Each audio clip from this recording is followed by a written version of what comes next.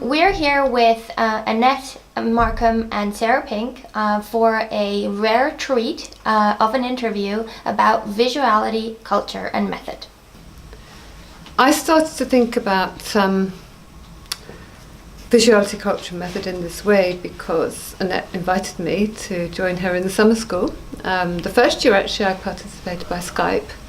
And then the next year, I made it over here to Denmark to work with Annette and with the whole group of you. What was really interesting about the process of the summer school is that we didn't actually spend a lot of time thinking through those three concepts and planning them into a structure. But we really knew our stuff and our background because we've been working in this area for a really long time. And the way that for me, the summer school was constructed was really in a mode that responded to the particular group of participants.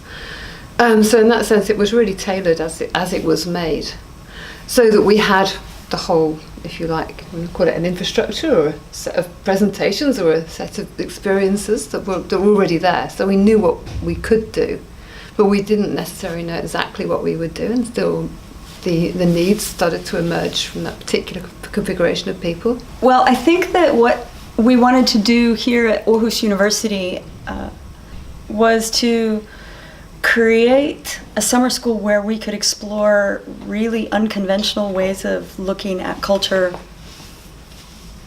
and method and visuality.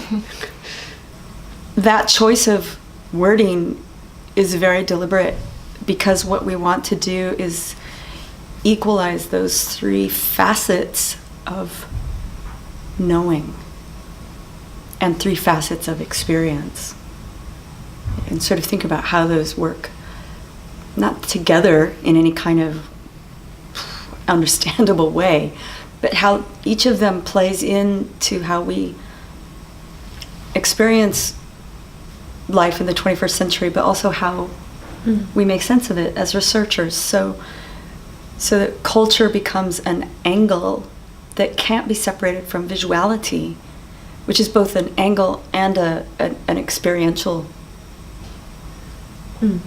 character of 21st century life. Method becomes the third way that you can think about how it is that we do every day make sense of culture through visual means or through embodied practice of everyday life. So basically what I wanted to do is create a summer school that would tangle those things together, or productively use each of them equally in understanding social life in the 21st century.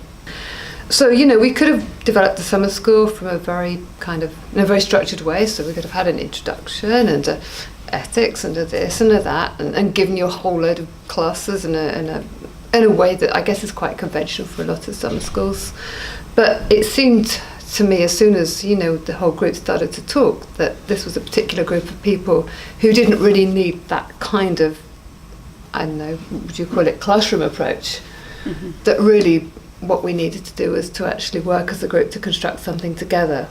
The idea, the second time that the summer school was taught, was to really embrace what both of us use from an epistemological standpoint in our own research as a model for teaching.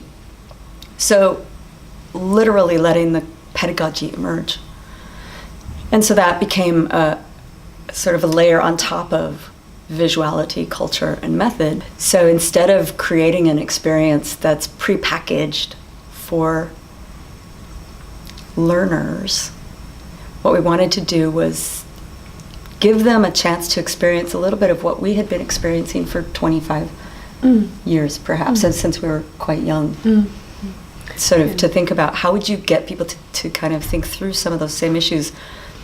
In a way, it was like trying to say, how can you get people to a point where they've spent a lot of time together and they become really immersed in ways of knowing and become comfortable with uncertainty, and do that in a really short span of time.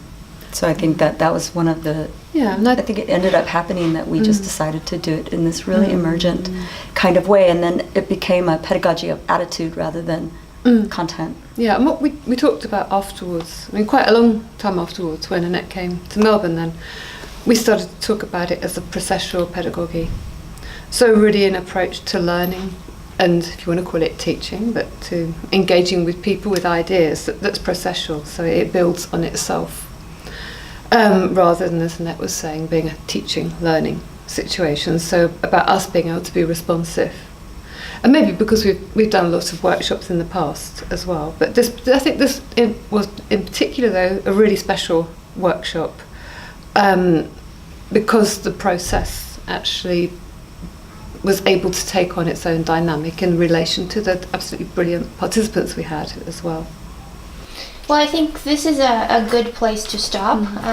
Thank you for this collaborative situation that has certainly altered the trajectories of my thought, and I'm sure will do that to everyone listening. It's been an honor. Thank you. Thank you. Thank all of you.